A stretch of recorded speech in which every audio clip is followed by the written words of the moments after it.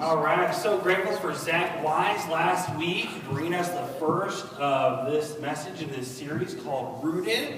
It's all about change and all the changes that you guys go through. And just like a tree is rooted in the ground, can withstand the different seasons and changes, when we are rooted in God, we're also able to withstand the changes that you'll experience, that we'll experience in life together. And no one experiences more change than you guys. In fact, the only one who likes change is baby. That's the only one who likes change. But other than a 1 and 2 year old, you guys actually experience more change than at any other time in your life. And that's a lot. And some of those changes can be really, really hard. 7 years ago, we moved our family from Wichita, Kansas to Sandusky, Ohio. And it was a lot harder than we imagined. Our oldest daughter had just turned 14. Our other son was 11 at that time. And Carice, how old were you? Oh, Maverick's age like 6. She was 6, and Maverick was negative. He wasn't even around yet. He was in Jen's uterus. So there you go. So we only had 3 at that time. And it was tough. It was really tough. And you guys go through changes like that. Sometimes it's not moving. Sometimes it's a boyfriend or a girlfriend has broken up with you, and no matter what you have done to try to fix that relationship, it's not going back. You're not going to go back to dating. Sometimes your parents get separated, and although you would be hoping that they would be restoring their relationship and getting back together, they end up getting divorced. Sometimes it is last year you had the starting spot on the team, and this year someone beat you out for it, and there's no way you can get that in place again. It doesn't matter whether you have changed your home, changed schools, or you failed a test. We all experience incredible changes. And sometimes those changes can be so difficult that people actually decide not to believe in God anymore. They're like, because their desire is that God would not just change a situation, that he would fix a situation. And when God doesn't do what we want him to, sometimes that's a deal breaker for some people. Like, for example, if someone had a parent or a grandparent that was dying, they pray, God, would you please heal my grandma or my grandpa or whoever, and God didn't do it, then for some people, that's a deal breaker. Like, hey, if God's not going to heal people that I need healed, then I don't want to serve a God like that. And you guys are going to experience issues in that. Maybe not a person dying, but there's going to be a change in your life that you're going to have to decide whether or not you're still going to trust God. So while our answer, we would love for God to just fix things, he has decided not to do that. But instead, what he has given us, I think if we will understand it and trust in it, I think it has the power to keep you rooted no matter what changes you're going to experience. Well, this morning, our story has to do with the Old Testament. And in the Old Testament, there was this group of people called the Israelites. And these are God's chosen people. He created this group. He loved them. It was this group of people that he decided he was going to have his son Jesus be born into. And Jesus was going to come, live a perfect life, and die for the sins of all people, of all time, so that we could all have a relationship with God. And so these were the chosen people. And they knew this. And sometimes they lived in that, and they trusted God and followed him. At other times, they didn't. They did stupid stuff. They were selfish, disobedient. They worshipped other gods. And they went through different generations where sometimes they'd follow God, sometimes they wouldn't. And during those times, they also had their own town of Jerusalem. And a lot of times there would be warring nations that would come and have a battle against them. And they would be fighting for their city. And they would pray, God, would you please rescue us? God, please. And sometimes God would do what they wanted, and sometimes God wouldn't. Sometimes they'd be taken captive, and they'd be like, God, rescue us from these people, and God would do it. And other times, he wouldn't. And so what do you do in situations like that? God didn't ever promise that he was going to do everything we wanted him to do. Instead, he told us something else. And that's in the book of Isaiah, chapter 43, God says this through his prophet Isaiah. He says, when you pass through the waters, I will be with you. When you pass through the rivers, they will not sweep over you. When you walk through the fire, you will not be burned. The flames will not set you ablaze. There's three parts of this verse that I want to point out to you guys, and that's this. It says, when you pass through the waters, when you pass through the rivers, when you walk through the fire. God doesn't say if you pass, he says when. And that's the same thing for us. It's not if you're going to experience change, it's when. You guys are going to change. Things are going to change in your life. And God says for that, he promises that he will be with us. Now maybe that's not the answer you want. Maybe you want to like me and you're like, instead of God being with us, that's great and all, but I'd rather have God just fix the situation for me. Like, God, would you please heal my parents' marriage? Would you please break the ankle of the person who took the starting spot for me? Okay, maybe you probably wouldn't say that, but maybe you'd think it, right? You know, that's not the answer we want. Instead, we want God, we want you to do something. God says, that's not how I work. Instead, God is with us. And that's the big idea that we want you to remember and to take away today is this idea that God is with you. And so much so that he sent his son Jesus. No matter what is going on in your life, or no matter what's going on in your family, no matter how messed up the things your friends said about you are, no matter what you're dealing with or however bad you have behaved or whatever, God is with you. And he sent his son Jesus to prove that. Jesus is direct proof that God is with us and willing to be with us no matter what. And after Jesus died, God sent his Holy Spirit to be with us as a comforter. And Jesus was not afraid of this situation. He told his disciples on the night before he was going to die, he told them, hey, you're going to have trouble. Life is going to be hard. You're going to deal with change. But I have overcome the world. Take heart. Look at what he said in John chapter 16. He says, I have told you these things so that in me you may have peace. In this world you will have trouble, but take heart. I have overcome the world. So two things I want you to take away from what Jesus said here. The first one is that we can stay rooted in the fact that there is no change or trouble so big that God can't handle it. He is with you. He loves you. He cares about you. And with him, he can take care of anything. The second thing is that when we're rooted in the truth of that promise, we can find courage to face whatever situation is going to come our way.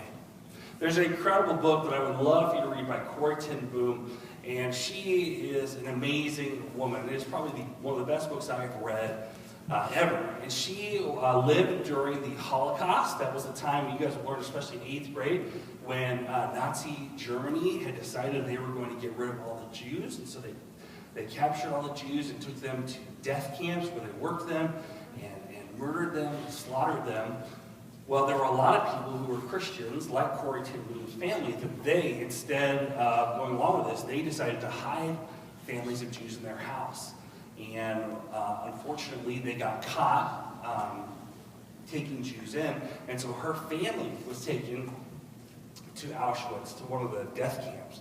And while she was there, it was her and her sister. And thankfully, her and her sister got to be together. But after the time there, her sister ended up dying while she was there.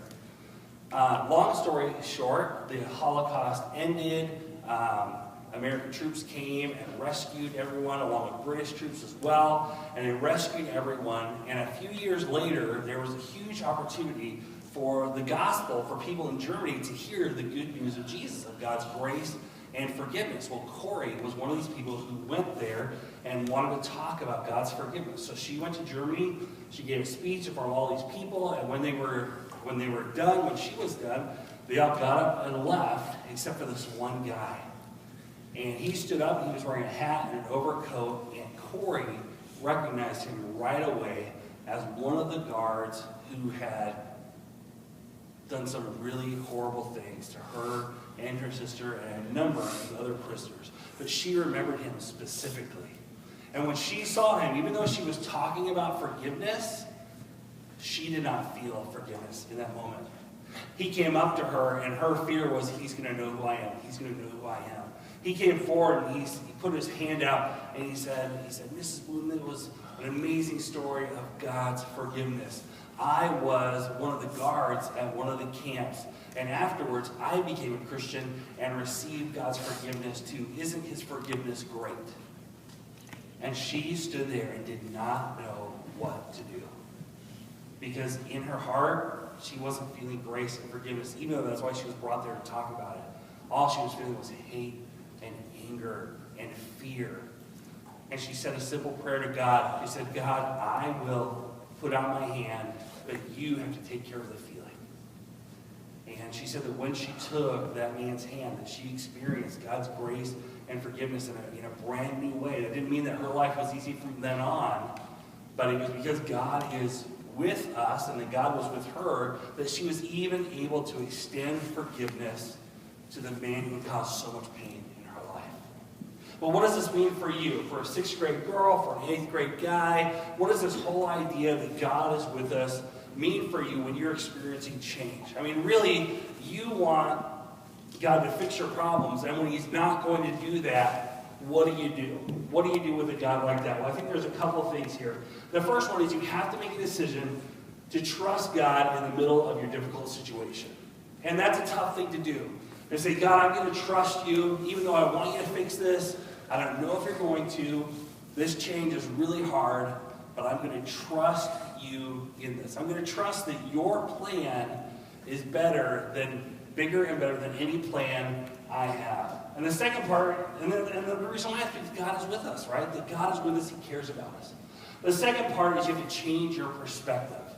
Instead of waiting for God to fix your situation, you have to change your mindset and believe that his presence is going to keep you rooted through whatever changes that you're experiencing. Let me try to make this real for you in this way. You guys, can you give me an example of something really valuable that you care about that if all of a sudden it broke, you would be so bummed out? Like something you own, something physical that you own, something, Ben. Your phone. That's a great example, right? So a lot of you guys have cell phones. The ones of you that don't have cell phones, you're like, dude, I am the only one in the world that has a cell phone. I know, I understand that. You're not, but I totally get that feeling. So let's say you got a cell phone, and it was a hand-me-down phone from your sister or brother, and it wasn't the greatest phone, but you were hoping that someday you would get a Apple, iPhone, Mega Galaxy, thingamajobber, this awesome phone that you text your friends and be on the internet and Snapchat and all that awesome stuff.